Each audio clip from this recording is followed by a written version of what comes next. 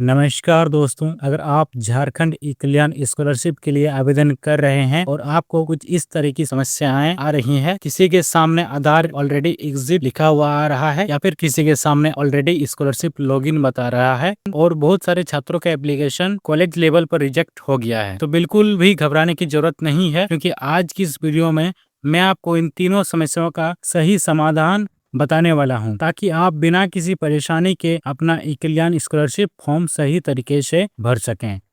इसलिए वीडियो को अंत तक जरूर देखें, क्योंकि अगर आपने बीच में वीडियो छोड़ दिया तो हो सकता है आपकी समस्या का समाधान आपसे छूट जाए। सबसे पहले बात करते हैं पहली समस्या की, जो सबसे ज्यादा छात्रों को आ रही है। जब आप ई कल्याण स्कॉलरशिप में रजिस्ट्रेशन करने जाते हैं तो वहां पर लिखा आता है आधार ऑलरेडी एग्जिट। अब बहुत सारे छात्र यहीं पर घबरा जाते हैं और सोचते हैं कि उनका फॉर्म नहीं भराया जाएगा, लेकिन असल में इसका मतलब सिर्फ इतना होता है कि आपका आधार नंबर पहले से ई कल्याण पोर्टल पर रजिस्टर है। यह 3 कारण: पहला, आपने पहले किसी साल ई कल्याण स्कॉलरशिप का फॉर्म भरा होगा। दूसरा कारण, साइबर कैफे वाले ने पहले से आपका रजिस्ट्रेशन कर दिया होगा।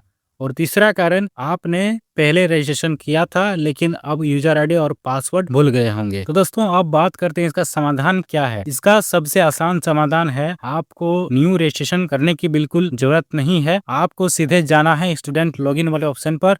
वहां आपको forget password, forget user ID का ऑप्शन देखने को मिलेगा। फिर आपको वहां पे अपना आधार नंबर डाल के ओटीपी वेरिफिकेशन करना है और नया पासवर्ड आपको क्रिएट कर लेना है। अब बात करते हैं दूसरी समस्या की। बहुत सारे छात्रों को सामने ये मैसेज शो होता है, ऑलरेडी स्कॉलरशिप लॉगिन एग्जिट। इसका मतलब है कि आपके नाम से पहले से स्टूडेंट आईडी बन चुकी है, लेकिन कई बार छात्रों को अपनी यूजर आईडी और पासवर्ड याद ही नहीं रहता है, इसलिए वो बार बार नया रजिस्ट्रेशन करने की कोशिश करते हैं। उसी वजह से यह एरर देखने को मिलता है। इस समस्या का समाधान भी बहुत आसान है। आपको ई कल्याण पोर्टल पर जाना है, वहाँ फॉरगेट यूजर आईडी और फॉरगेट पासवर्ड वाला ऑप्शन आपको क्लिक करना है। फिर आपको अपना आधार नंबर और मोबाइल नंबर डालने के बाद उसके बाद ओटीपी वेरिफिकेशन करना होगा।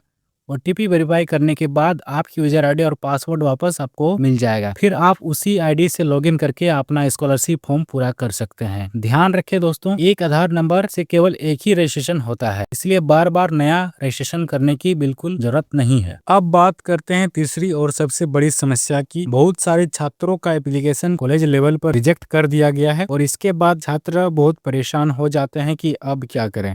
सबसे पहले आपको यह समझना होगा कि एप्लीकेशन रिजेक्ट क्यों होता है।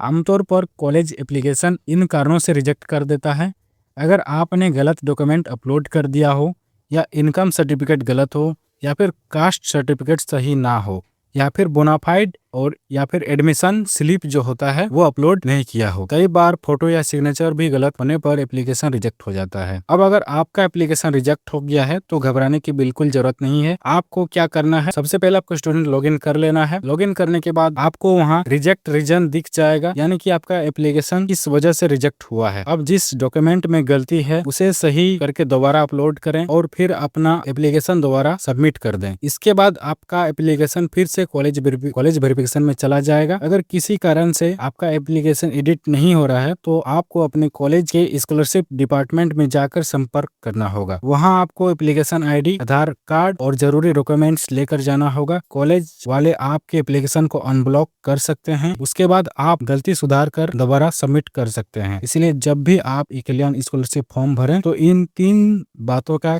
खास करके ध्यान रखें। पहला, आपका आधार नंबर सही होना चाहिए। दूसरा, आपका बैंक अकाउंट आधार कार्ड से लिंक होना चाहिए। और तीसरा, सभी डॉक्यूमेंट्स क्लियर और सही तरीके से अपलोड होने चाहिए। अगर आप इन बातों का ध्यान रखते हैं तो आपका स्कॉलरशिप फॉर्म आसानी से अप्रूव हो जाएगा। तो दोस्तों, अगर आपको ये जानकारी थोड़ी भी मददगार लगी हो तो वीडियो को लाइक जरूर करें। और अगर आप स्कॉलरशिप, सरकारी योजना और स्टूडेंट अपडेट से जुड़ी हर नई जानकारी सबसे पहले पाना चाहते हैं तो आप हमारे चैनल को सब्सक्राइब जरूर करें। और अगर आपको भी अभी भी ई कल्याण स्कॉलरशिप में कोई समस्या आ रही है तो नीचे कमेंट करके जरूर बताएं। मैं आपकी पूरी मदद करने की कोशिश करूंगा।